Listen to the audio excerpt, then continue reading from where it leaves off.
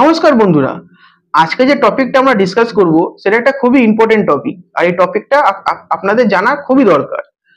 তো বন্ধুরা, আজকের টপিকটা হচ্ছে চার্জশিট মানে কি এবং চার্জশিটের ইউজ কি কি আছে একটা ক্রিমিনাল ট্রায়াল প্রসিডিং শুরু করার পেছনে। তো প্রথমে আমরা জানবো আমাদের যে ক্রিমিনাল প্রসিডিং কোড আছে, আমাদের old criminal proceeding code CrPC, আর এখন যে আমাদের new criminal proceeding code BNSS, মানে ভারতীয় নাগরিক সুরক্ষা সংহিতা। তো এই দুটো কোডের মধ্যেই এরকম কোনো স্পেশাল সেকশন দেওয়া নেই যেখানে চার্জশিটকে ডিফাইন করে। কিন্তু বন্ধুরা, section 173 of CrPC and section 193 of BNSS না কি বলছে, বলছে যে the formal document which is made by investigation agency after investigation and submitted to magistrate trial court, which is known as police report but commonly known as charge sheet। এটার মানে হচ্ছে যে একটা ফর্মাল ডকুমেন্ট নয়তো একটা bundle of document, না যেটা কে তৈরি করবে, না সেটা ইনভেস্টিগেশন এজেন্সি তৈরি করবে। আর এখানে ইনভেস্টিগেশন এজেন্সি মানে কারা, না পুলিশ, যারা আইও অথবা ইন্সপেক্টর ইনচার্জ।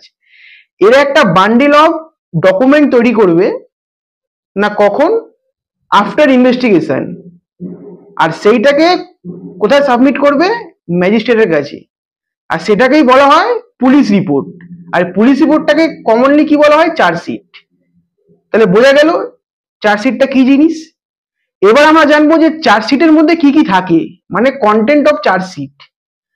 চার্জশিটের মধ্যে যে অ্যাকিউজড তার নাম, তার অ্যাড্রেস, যে ভিকটিম তার নাম অথবা কমপ্লেনেন্ট তার নাম, তার অ্যাড্রেস, আপনার এগেনস্টে কি এলিগেশন লাগানো হয়েছে এফআইআর এ, সেই এলিগেশনের নাম মেনশন থাকবে, আপনার বিরুদ্ধে যে এলিগেশনটা লাগানো হয়েছে সেটা কোন সেকশনে আন্ডারে আছে বিএনএস এ, সেই সেকশনটা দেওয়া হবে। অ্যাকিউজডের বিরুদ্ধে কি কি এভিডেন্স পাওয়া গেছে, সেটা সিসিটিভি ফুটেজ হতে পারে, সেটা ফরেন্সিক রিপোর্ট হতে পারে, সেটা এরকম ধরনের যে কোনো এভিডেন্স হতে পারে, সেটা ফটো হতে পারে, সেটা ইলেকট্রনিক কোনো এভিডেন্স, হোয়াটসঅ্যাপ চ্যাট, ভিডিওগ্রাফি হতে পারে। থার্ড হচ্ছে উইটনেস, মানে অ্যাকিউজডকে যেই এলিগেশনটা দেওয়া হয়েছে, যেই ক্রাইমের এলিগেশনটা দেওয়া হয়েছে, সেই ক্রাইমটা করার পেছনে, মানে সেই ক্রাইমটা যখন অ্যাকিউজড করছে কমিট, সেটা করতে কারা কারা দেখেছে তাদেরকে উইটনেসেস বলা হয়। তাদের স্টেটমেন্ট রেকর্ড করবে, সেটাও চার্জশিটে থাকবে। ঠিক আছে, তো এই ধরনের সব জিনিসগুলো না কোথায় থাকে, না চার্জশিটে। এই সব জিনিসগুলোকে একসাথে করে একটা বান্ডেল অফ ডকুমেন্টকেই বলা হয় নাকি, না চার্জশিট বলা হয়। আপনাদের ক্লিয়ার চার্জশিট মানে কি?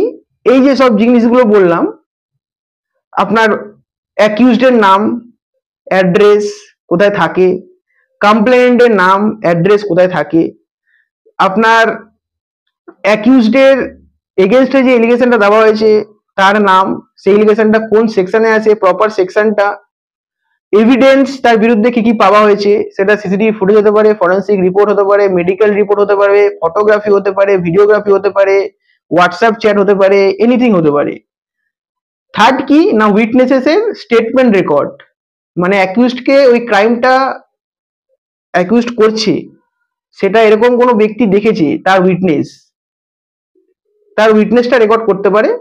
এই উইটনেসটা না কিসে রেকর্ড করে, না 161 সিআরপিসি আন্ডারে যে উইটনেসটা রেকর্ড হয় পুলিশের কাছে, আর এখন নিউ লতে যেটা বিএনএসএস এ আমাদের সেকশন 180 আন্ডারে রেকর্ড হয়, আর যেটা ম্যাজিস্ট্রেটের সামনে রেকর্ড হয় উইটনেসেস এর যে স্টেটমেন্টটা, কনফেশনটা, সেটা হয় হচ্ছে 164 সিআরপিসি, যেটা আগে ওল্ড লতে ছিল।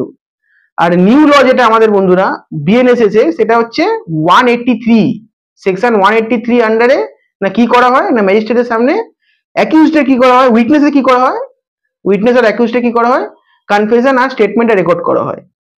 তো বোঝা গেল চার্জশিট মানে কি। আবার একবার রিপিট করছি আমি, শর্টের মধ্যে একটা ছোট, যাতে আপনাদের পুরো রিভিশন হয়ে যায় টপিকটার।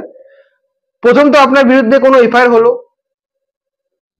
সেই এফআইআরটা যে আপনার বিরুদ্ধে যে এলিগেশনটা লাগানো হলো, সেই এলিগেশনটা এফআইআর হয়ে যাওয়ার পরে পুলিশ কি শুরু করবে? এলিগেশনের এগেনস্টে ইনভেস্টিগেশন।